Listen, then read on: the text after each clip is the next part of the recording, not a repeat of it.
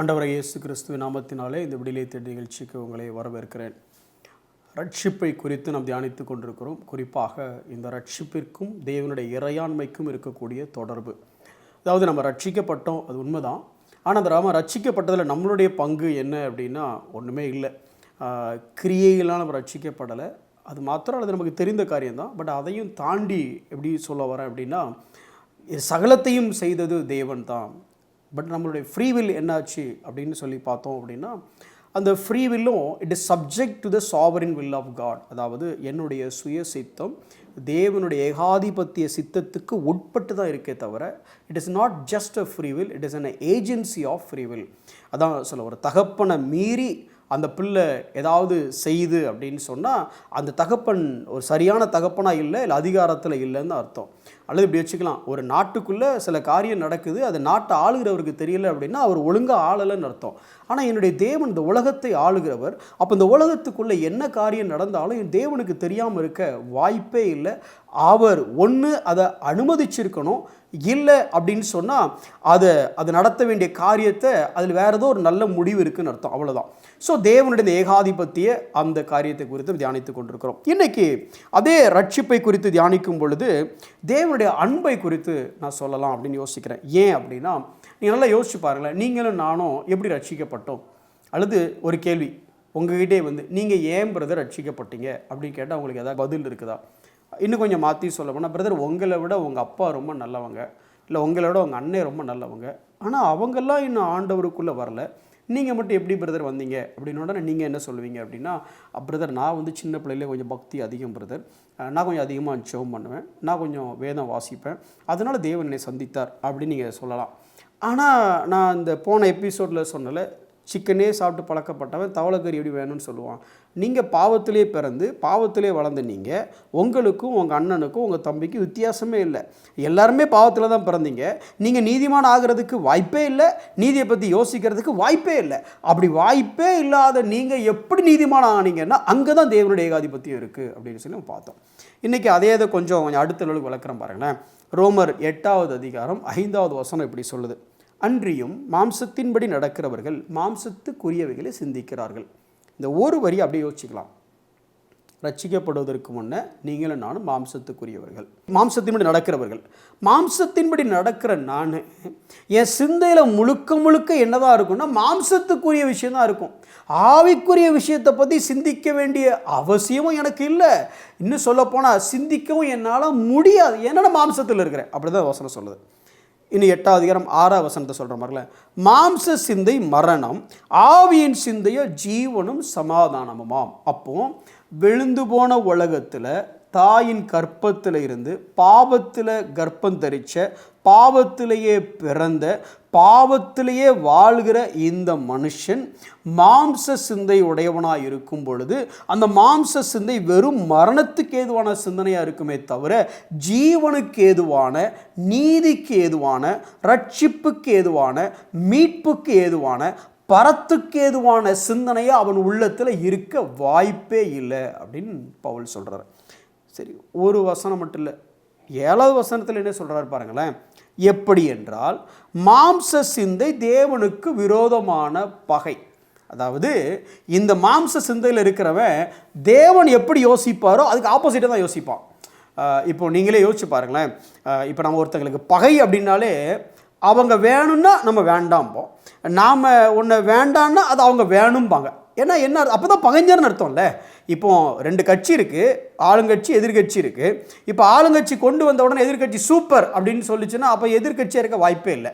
அப்போது எதிர்கட்சினாலே பொதுவாக புரியுறதுக்காக சொல்கிறேன். அப்போ எதிரி அப்படின்னாலே என்ன அப்படின்னா, அவர் வேணுங்கிறத அவர் வேண்டாம் பாரு, இவர் வேணுங்கிறத அவர் வேண்டாம் பாரு. அதே தான் இப்போ மாம்ச சிந்தையும் தேவ சிந்தையும் அல்லது ஆவியின் சிந்தையும் ஒன்றுக்கு ஒன்று பகை. இப்போ இவன் எப்படின்னா, பாவத்தில் பிறந்தவன், பாவத்தில் உருவானவன், பாவத்திலேயே வாழ்கிறவன், இவனுக்கு உள்ளே இருக்கிறது ஃபுல்லாக மாம்ச சிந்தை மட்டும்தான் இருக்கும். அப்போ மாம்ச சிந்தையாக இருந்துச்சுன்னா மரணத்துக்கு ஏதுவான சிந்தை மட்டும்தான் இவனிடத்தில் இருக்கும். இவன் எப்படி தேவனுக்கு உரியவர்களை யோசிப்பான், இவன் எப்படி நீதிக்குரியவைகளை யோசிப்பான், இவன் எப்படி ஜீவனுக்கு ஏதுவானவைகளை யோசிப்பான்? யோசிக்கவே முடியாது. அவன் நினச்சா கூட முடியாது, அவன் நினைக்கவும் மாட்டான். அப்படிப்பட்ட ஒரு நிலைமையில தான் நீங்களும் நானும் இருந்தோம். சில நேரத்தில் சில பேர் சொல்லுவாங்க, நான் பெருசாக இயேசுவை ஏற்றுக்கல பிரதர் அப்படிம்பாங்க. பிரதர், நீங்கள் இயேசுவை ஏற்றுக்கல, இல்லை, உங்களால் இயேசுவை ஏற்றுக்கொள்ள முடியாது. பாவம் செய்ததினால் நீ பாவி அல்ல, நீ பாவியாக இருக்கிறதுனால பாவம் செய்கிற. Best example David. அவர் பத்சேபாவில் பார்த்து தப்பு நடந்து பாவம் செஞ்சிட்டாரு. ஆனால் சங்கீதம் 51 எழுதும் பொழுது நான் மேலே இருந்து பார்த்ததினாலே பாவம் செஞ்சேன்னு எழுதலை. என் தாய் என்னை பாவத்தில் கர்ப்பம் தரித்தாள் அப்படின்னா, இந்த பாவம் செய்ததுனால நான் பாவி ஆகலை, நான் பாவியாக இருக்கிறதுனால இந்த பாவத்தை செஞ்சேன். அதே மாதிரி தான் நீங்களும் நானும் பாவியாக இருக்கிறதுனால நம்மளால் பாவத்தை பற்றி தான் யோசிக்க முடியுமே தவிர, பாவத்தை பற்றி தான் தேட முடியுமே தவிர, நம்மளுடைய ஃப்ரீ வில்லும் எங்கே தான் ஆப்ரேட் ஆகும்னா, பாவம் 1 வேணுமா பாவம் 2 வேணுமா தான் ஆப்ரேட் ஆகுமே தவிர, பாவமாக நீதியாங்கிற மாதிரி ஆப்ரேட் ஆகவே முடியாது. அப்படிப்பட்ட ஒரு நிலைமையில தான் நம்மளால் இருந்தோம். ரொம்ப ரொம்ப சிம்பிளாக இன்னும் சொல்லணும் அப்படின்னா, உங்களால் தேவனை ஏற்றுக்கவே முடியாது. அப்படிப்பட்ட நிலைமையில் நீங்கள் இருந்தீங்க. அப்போ நான் எப்படி ஏற்றுக்கிட்டேன்? அப்போ நான் எப்படி ஆண்டவர்கிட்ட வந்தேன்? என்ன நடந்துச்சு எனக்கு? வாசிங்க யோவான் 6வது அதிகாரம் 44வது வசனம். என்னை அனுப்பின பிதா ஒருவனை இழுத்து கொள்ளாவிட்டால் அவன் என்னிடத்தில் வரமாட்டான், கடைசி நாளில் நான் அவனை எழுப்புவேன். அதாவது இதில் இந்த ஒரு வசனத்துக்குள்ள நிறைய காரியம் இருக்குது. ப்ரீடெஸ்டினேஷன், எலெக்ஷன், க்ளோரிஃபிகேஷன் எல்லாமே இது உள்ளே இருக்குது. எப்படிங்கிறீங்களா? பிதா ஒருவனை இழுத்து கொள்ளாவிட்டால், நான் ஏற்கனவே ஒரு வசனத்தை உங்களுக்கு காமிச்சேன். பிதா முன்னறிந்தார், குமாரன் ரத்தம் சிந்தினார், பரிசுத்த ஆவியினர் பரிசுத்தமாக்குகிறார். அப்போ எலெக்ஷன், அதுக்கப்புறம் என்ன சொல்ல வந்தோம்? நம்மளோட ரிடம்ஷன், அதுக்கப்புறம் கடைசியாக சொன்ன க்ளோரிஃபிகேஷன் அல்லது சாங்டிஃபிகேஷன், க்ளோரிஃபிகேஷன் அப்படி பார்த்தோம். அவர் முன்னறிந்தார், பிதா முன்னறிந்தார், குமார் ரத்தத்தினால் நான் மீட்கப்பட்டேன், பரிசுத்த ஆவியானவராலே நான் பரிசுத்தமாக்கப்பட்டு கொண்டிருக்கிறேன், ஒரு நாள் நான் மகிமை அடைகிறேன். இதுதான் ரட்சிப்பு. ஆனால் இங்கே அது எல்லாமே சேர்ந்து ஒரே வசனத்தில், என்னை அனுப்பின பிதா ஒருவனை இழுத்து கொள்ளாவிட்டார் அப்படின்னா, புஷ்பராஜாகிய என்னை பிதா நினைத்தார், நினைந்து அருளினார். நினைந்து அருளி என்னை பார்த்து சொன்னார், புஷ்பராஜ் இங்கே வா, இனி இந்த குமாரன்கிட்ட போ, இந்த இயேசுகிட்ட போ, இந்த சிலுவை கிட்ட போ அப்படின்னு என்ன சொன்னார். நான் உடனே சரி ஆண்டவரே, நான் போகிறேன் ஆண்டவரே அப்படின்னு சொல்லி வந்துட்டேன். இல்லை, வரணும்னு ஆசைப்பட்டாலும் வர முடியாது. ஏன்? எனக்கு இருக்கிறது மாம்ச சிந்தை, எனக்கு இருக்கிறது பாவம். ஏன்னா நான் பாவத்தில் பிறந்து பாவத்தில் வளர்ந்து பாவத்தில் இருக்கிற என்னால் நீதியை யோசிக்கவே முடியாது, என்னால் பரிசுத்தத்தை பற்றி யோசிக்கவே முடியாது. சிக்கனே சாப்பிட்டு வளர்ந்த என்கிட்ட திடீர்னு பாம்பு கறியை கொடுத்து சாப்பிடுனா சாப்பிட முடியாது, உதாரணத்துக்காக சொல்கிறேன். அப்போ பாவத்தையே பார்த்து வாழ்ந்த என்கிட்ட திடீர்னு இந்த இயேசு கிட்ட வா, சிலுவைட்ட வா, நீதி கிட்ட வா, ரட்சிப்பிட்ட வா, மீட்பிட்ட வான்னா நான் வரமாட்டேன். அதனால தான் அவர் என்ன பண்ணாருன்னா, என் காலரில் கையை வச்சு என்னை இழுத்து கொண்டு அப்படின்னு வருது. பிதா ஒருவனை இழுத்து கொள்ளாவிட்டால் அவன் என்னிடத்தில் வர மாட்டான். இந்த இழுத்து கொள்ளாவிட்டால்னு போட்டிருக்கல பிரதர், இதுக்கு பயன்படுத்தியிருக்க கிரேக்க வார்த்தையை நீங்கள் எங்கே பார்க்கலான்னா, அப்போஸ்தலர்கள் 16வது அதிகாரம் 19வது வசனம். பவுல் இந்த மாசிடோனியா பட்டணத்தில் போயிட்டு அங்கே ஊழியம் செய்யும் பொழுது அங்கே குறி சொல்கிற ஒரு பெண்ணை அங்கே விடுதலையாக்குவார். விடுதலையாக்கின உடனே அவங்களுக்கு வியாபாரம்லாம் பாதிக்கப்பட்டுரும். பாதிக்கப்பட்ட உடனே இவங்களை அடித்து காலி பண்ணுன்னு தர தர தர தரம் இழுத்துட்டு வருவாங்க பார்த்தீங்களா? அந்த இழுத்து கொண்டு வரக்கூடிய அதே வார்த்தையும் யார்? போலீஸ் இழுத்துட்டு வரல, ஊரே சேர்ந்து இழுத்துட்டு வருது. அப்போ எவ்வளோ ஃபோர்ஸாக இழுத்துட்டு வந்திருப்பாங்க. அதே மாதிரி தான் ஒரு காரியம் எனக்குள்ளே நடந்துச்சு. இந்த இயேசு கிட்ட நான் வரமாட்டேன், இந்த இயேசுவை நான் நோக்கி பார்க்கல. ஆனால் பிதா என் மேலே அன்பு கூர்ந்ததுனால, பிதா என்னை அழிவுக்கு ஒப்பு கொடுக்காதனால, பிதா என்னை நேசித்ததுனால, பிதா என்னை முன் அறிஞ்சதுனால, முன் குறிச்சதுனால, டே புஷ்பராஜ் நீ ரட்சிப்படையணும், நீ விழுந்து போகக்கூடாது, நீ வீணா போகக்கூடாதுன்னு சொல்லி எப்படி ரட்சிப்படையணும் என்னால் யோசிக்க முடியல. நான் வரமாட்டேன். என்ன அவர் என்னை பிடிச்சி தர தர தரன்னு இழுத்துட்டு வந்து எங்கே கொண்டு வந்து விட்டார் அப்படின்னா, சிலுவை அண்டை கொண்டு வந்து விட்டார்.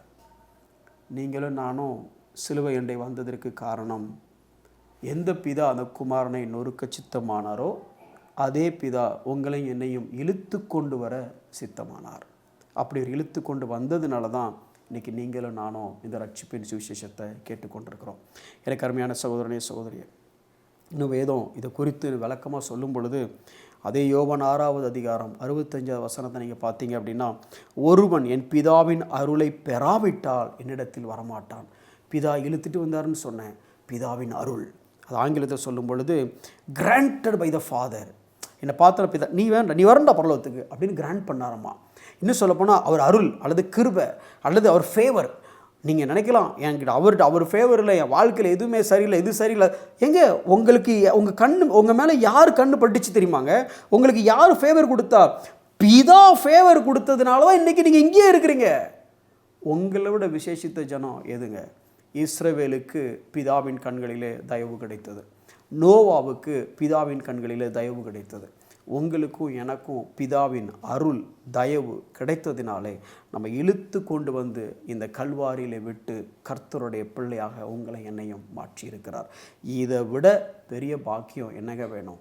பிதாவின் அருளை பெற்ற நீங்கள் அவருக்கு உண்மையுள்ளவர்களாக, இன்னும் சொல்லப்போனால் அவருக்கு பிரியமானவர்களாக வாழ முயற்சிப்போம். கண்களை மூடி நாம் ஜெபிக்கலாம். அன்புள்ள ஆண்டவரே, எத்தனையோ கோடி ஜனங்கள் இந்த உலகத்தில் இருக்கும் பொழுது உம்முடைய பார்வை எங்கள் மேல் விழுந்தது. நாங்கள் வர மறுத்த போது எங்களை இழுத்து கொண்டு வந்தீங்களே ஆண்டவரே, எங்கள் மேலே உங்களுக்கு அவ்வளவு பிரியம். நாங்கள் வீணாக போவது உமக்கு விருப்பமானதாக இல்லை ஆண்டவரே. உமக்கு விருப்பமான இடத்துல உம்மோடு கூட நாங்கள் வாசம் செய்யணுங்கிறதுக்காக நாங்கள் விலகி போகும்போது கூட, நரகத்தை நோக்கி போகும்போது கூட எங்களை இழுத்து கொண்டு வந்து நீர் நொறுக்க சித்தமான அந்த குமாரன் பக்கத்தில் நாங்கள் நொறுங்கி போகாமல் இருப்பதற்கு சித்தம் கொண்டு அங்கே வந்து நிறுத்தினீங்களே, உமக்கு நன்றி அப்பா, நன்றி. இந்த அன்பை உணர்ந்து உண்மையுள்ளவர்களை வாழ எங்களுக்கு உதவி செய்யும். இயேசுவின் நாமத்தில் பிதாவே, ஆமென்.